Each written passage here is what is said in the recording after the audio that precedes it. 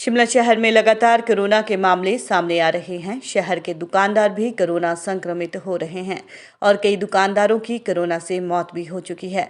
वहीं अब शिमला व्यापार मंडल ने सरकार से प्राथमिकता के आधार पर दुकानदारों को वैक्सीन लगाने की मांग की है। व्यापार मंडल ने सोमवार को शिमला उपायुक्त आदित्य नेगी को ज्ञापन सौंपकर दुकानदारों को प्राथमिकता पर वैक्सीन लगाने का प्रस्ताव सरकार को भेजने का आग्रह किया। शिमला व्यापार मंडल के अध्यक्ष इंद्रजीत सिंह ने कहा कि शहर में हर रोज कोरोना वायरस के मामले बढ़ रहे हैं। शहर के कारोबारी भी कोरोना संक्रमित हो रहे हैं और कई दुकानदारों की भी मौत हो चुकी है। उन्होंने कहा कि संकट काल में भी शहर के दुकानदार अपनी सेवाएं दे रहे हैं। ऐसे में सरकार को भी इनका ख्याल रखना चाहिए और प्राथमिकता के आधार पर दुकानदारों को वैक्सीन लगाई जानी चाहिए। उन्होंने कहा, सरकार द्वारा वैक्सीन तो लगाई जा रही है, लेकिन पंजीकरण करने के लिए जैसे पोर्टल खोलते हैं उससे पहले वो बंद हो जाता है। वहीं उन्होंने सरकार से अन्य दुकानों को खोलने की मांग की और कहा कि व्यापारियों द्वारा सरकार को हर संभव सहयोग दिया जा रहा है, लेकिन सरकार की तरफ से कोई मदद नहीं दी जा रही है और कारोबारियों को दुकानों का किराया और कर्मियों को वेतन देना मुश्किल हो गया है। उन्होंने कहा कि सरकार एक दिन एक तरफ की और दूसरे दिन दूसरी तरफ की दुकानें खोलने की व्यवस्था करे ताकि कारोबारी भी रोजी रोटी कमा सके। किन्नर कैलाश ज्वेलर्स, मेन बाजार, Rampur Bushahr, district Shimla. 100% hallmark jewellery showroom चल रही है और बड़ा दुख से कहना पड़ रहा है कि लगभग पिछले 2 महीने में हमारे काफ़ी व्यापारी भी इसमें संक्रमित हुए हैं और कई लोगों की हमारी इसमें मृत्यु भी हो गई है। इसी को चलते आज हमारे माल रोड के भी एक दुकानदार सुबह उनकी मृत्यु हुई IGMC में।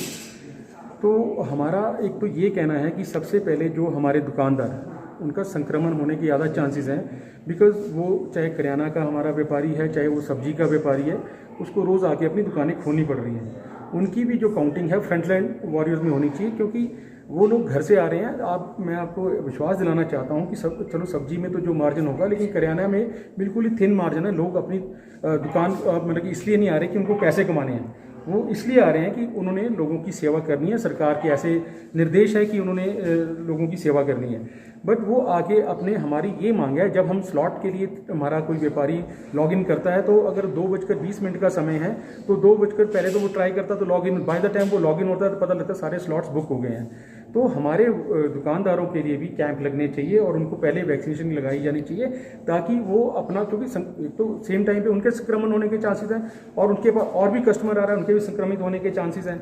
तो हमारी ये आज DC महोदय से हम इसलिए मिलने हैं, पिछले काफ़ी समय से हम उनके ऑफिस के बाहर वेट करें, शायद वो बिजी होंगे अंदर, तो हमें कुछ लगभग 1 घंटा हो गया यहाँ पे। लेकिन हम ये चाहते हैं कि हमारे जो व्यापारी हैं उनको पहले वैक्सीनेशन लगे, उनको प्रायोरिटी दी जाए ताकि वो लोगों की सर्विस कर सकें। दूसरी जो हमारी मेजर मांग है, हम पहले भी उठाते रहे हैं, वो दुकानों की टाइमिंग को लेके और बाकी ट्रेडर्स को भी टाइम मिलना चाहिए।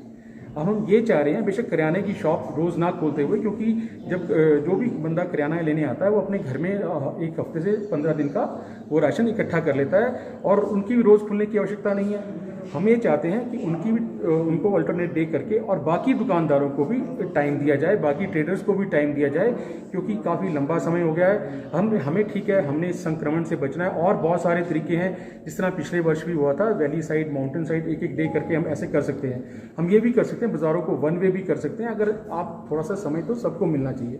तो मतलब कि मुझे लग रहा है कि सरकार का व्यापारियों की तरफ बड़ा ही उदासीन रवैया है, क्योंकि हम पिछले काफ़ी समय से ये मांग उठा रहे हैं बहुत लाइटली।